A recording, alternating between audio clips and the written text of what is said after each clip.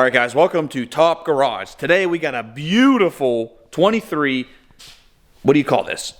What do you call this? Azure gray? Azure gray. It's like that cool gray color.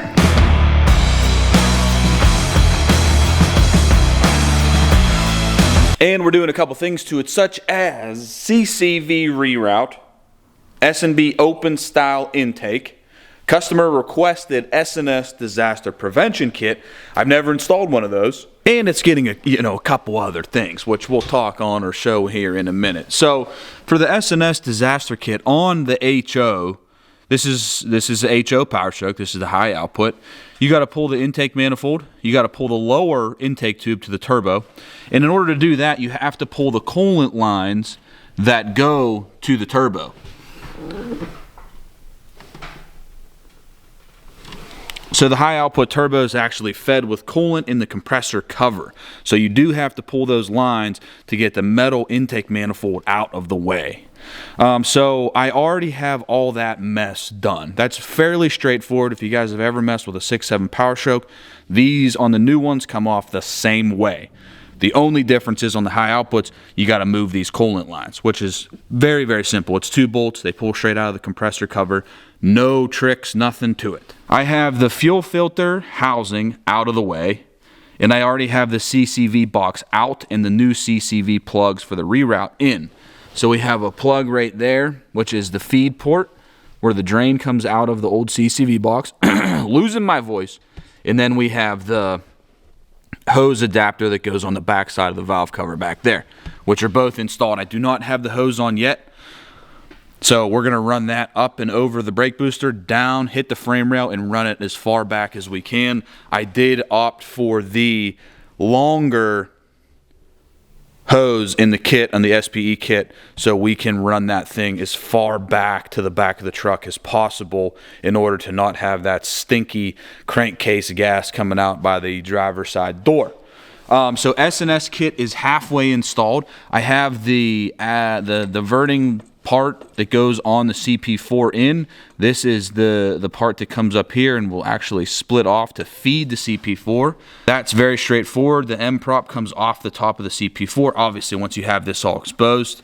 So the M prop comes off of the CP4, and then you put the metering valve onto the S&S piece, and then you push that down onto the CP4, torque it to 60 inch-pounds. They're T25s coming off. They give you new supplied, I think like 4mm Allen bolts to put it on to attach it to the CP4. Very straightforward. If you guys have any questions, let me know. We'll do a full maybe S&S install. I mean, the box is over there with the remaining parts. I got to do the return filter, and it mounts up here. I'll show you here in a second. But if you guys have any questions, if you want to do a full S&S install, I guess we could do that. This customer requested that, and I'm sure another one will come down the line. So fuel filter housing's there. That has to go back in, and then we have to do, like I just said, the return filter. It's going to mount right here. But other than that, this all comes apart just like your standard 6.7 Powerstroke all the way back to 11. It's all very, very straightforward.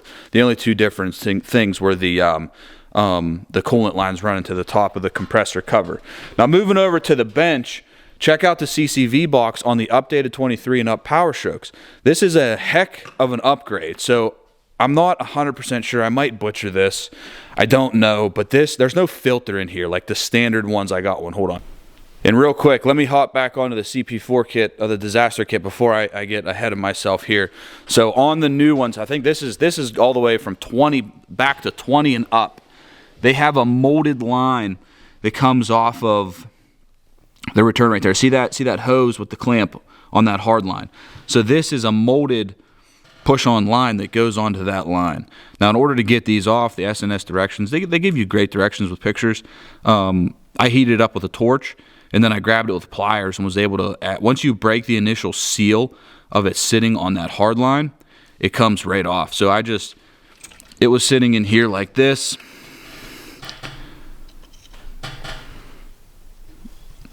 I heated that melted part, grabbed it with pliers, pulled it, and then that slides off. And then you're able to put that adapter they give you on with a quick connect barb on the end. So that is a 20 and up thing. It's pretty straightforward. I just hit it with the torch a little bit, grabbed it with pliers, and was able to slide it off of that line. So back to the CCV kit. You have a standard CCV box here with the filter, and this is usually what causes a bunch of issues on the 6.7 Powerstrokes. These filters in here get plugged, then the crankcase gases can't escape, then you end up blowing seals, front seal, main seal, whatever, you know the deal. Now the 23 and up boxes, I don't really think there's a filter in here. I mean, I could be wrong. Maybe we'll cut this apart and see what's in there. I'm sure someone else on YouTube has covered it, but this is a major update in the terms of a factory CCV box. So I would call this more of a catch can filtering system to filter the oil and separate the oil out of the air, out of the gases that come out, go through here, oil drains back in, and then your gases go back in. But unfortunately, there was still oil on the turbo, and there's still oil in the hot side. So there's still oil going into your intake, which is what we're trying to eliminate. Like, that's wet oil that's in the hot side. This is the hot side on the HOs. If you don't know, they have a temp sensor. They have a sensor in the hot side. That's one super fast way to pop the hood and tell if it's an HO or not, because this guy has it debadged. There's no 6.7 badges on the side of the truck. So pop the hood. You see a sensor coming out of the hot side. You know it's an HO. And they got red boots. And you can see the coolant lines running to the compressor housing. So a couple different ways, but it's fairly straightforward. So yeah, even with that box, that new updated box, there's still a lot of oil going through the piping system, and that's what we're trying to avoid. That's why we got the CCV reroute going on for the guy, and this thing should be a ripper. But yeah, check this out. It's got a ready lift 2.5 inch full leveling kit with the ready lift control arms, Falcon shocks. Dude, this thing is tall. When I first seen the truck, I'm like, what do you got, like a 4-inch lift on the thing? He said, no, dude, it's leveled. It's pretty big. And it is, I know it's pretty big because I had to extend the topside creeper to the next hole, which I usually don't have to do that. All right, I just got it wrapped up. Let's take a look. So I got the fender liner out still because I'm checking a couple things, you know, right in there, just because, you know, we don't want to have any leaks. S&B Open style. We did the filter wrap, pretty solid, pretty good looking. Looks huge as always. Coming up the top side creeper, we have S&S return filter installed. That is a pretty nice unit. And then we have the CCV hose in the back, right there. And what I did with that one is I came up over the brake booster like I normally do. You can see the little SPE logo there. And then it runs down along the frame rail. I'm about to put on the extension now. I actually just forgot about that until right now.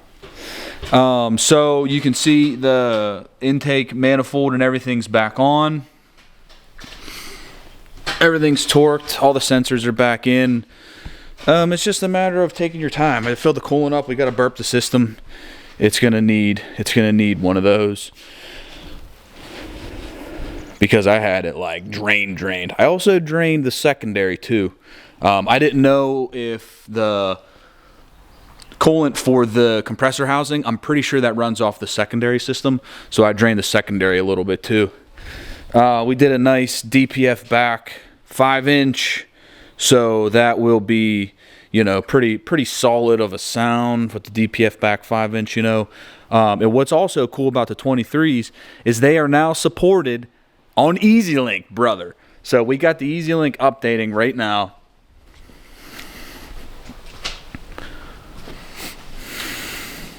I have the old EasyLink 2 just sitting up here. So it's updating, it's doing its thing, and the tuning is actually improved stock HO tuning. It's not the standard tuning for the standard trucks non-HO. This is full HO improved stock tune, which, you know, we don't really normally advertise wheel horsepower numbers just because every dyno is different, every truck's different, every dyno operator is different. But these can range in between 520 and 530 wheel horsepower and anywhere from 12 to 1250 torque. Now that is ripping with just an improved stock single file tune with the old EasyLink. So the EasyLink process is very simple. You plug it in, you download the app, you add the technician, they send you the tunes, you fetch them from the profile, and then you flash them onto the truck. It's very, very straightforward. We don't need to do anything with that. So yeah, we're just waiting for the EasyLink now. We're gonna do a first startup, and she should be running pretty good. I'm gonna leave this wheel off because I want to check that piece coming down, just because I want to make sure it's not leaking. All right, boys, she's running. We're going over checking for leaks. Listen to that S&B just whistling. Stuck in there. I don't see any leaks. I don't see no leaks. No leaks.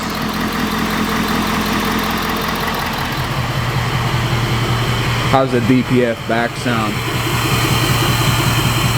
Oh yeah. Oh yeah, bud. Sound pretty good there, bud. That 5-inch DPF back just misses that airbag kit. Just enough. Just enough. She's looking pretty good. Great truck.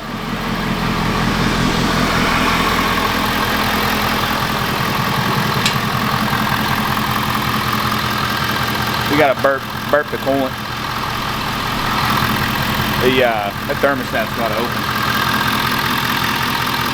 S&S working great. Very nice, easy install.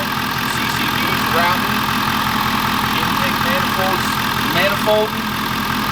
S&B intake is intaking. I mean, we're in business here. I gotta add some coolant to the secondary system, and then I'm gonna probably throw that wheel on. You know, we're good. That piece in the back is pretty good. We ain't got no leaks back there. I was worried about that clamp, that top clamp, but I think we're all right. Sounds like truck.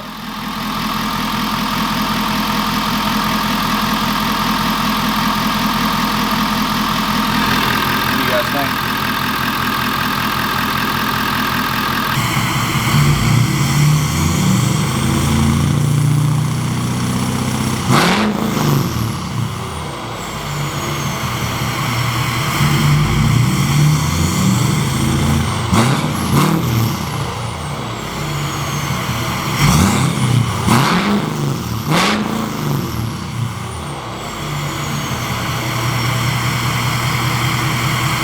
Oh my gosh.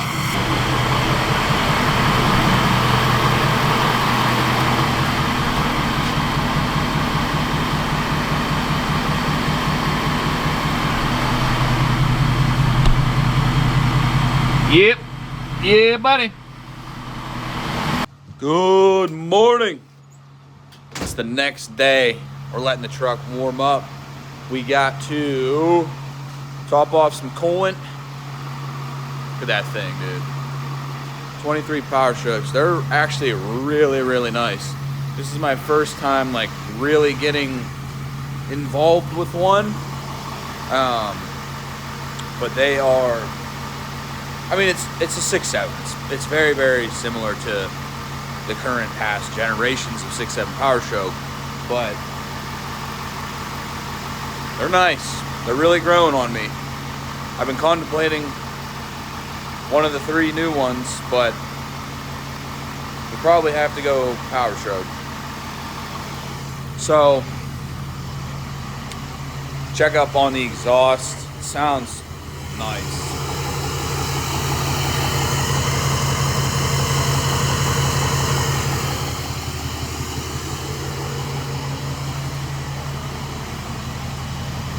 I burped the coolant last night, and this thing's really, really cool. EasyLink, man, that was a huge deal to have these done on EasyLink. So much easier. If you guys have ever tuned with EasyLink, it's just a night and day difference of convenience and easiness and just simplicity. I'm a big fan of EasyLink. EasyLink all the way. If your vehicle is supported by EasyLink and you're wanting to tune it, definitely use the EasyLink platform. I gotta put a little bit more coolant in the secondary system and we'll be ready to rip this thing.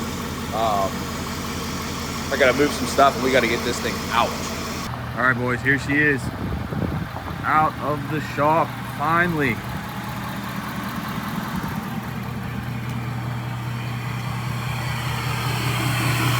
So nice. I gotta wash this thing. It's like dust stains on the tire. Windy. Really, really nice. 23 Powerstrokes. Big time growing on me. I mean, I wouldn't call myself a hater, but I never overly liked them.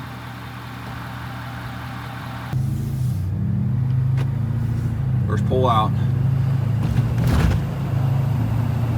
Oh man, it feels good. What a nice truck, you know? So nice. So stage 2, no check engine lights, everything is operational. HO file, ripping. Such a nice truck. These trucks are really good. It's hard to compete with the new Powerstrokes, I'm not gonna lie. You know, I like to stay pretty universal, because honestly I like all trucks. You know, we're just gonna do a little rant here, but these are just,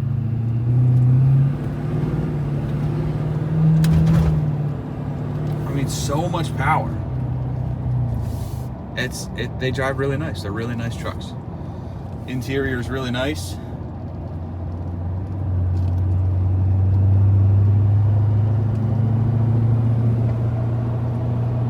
It's a mosquito.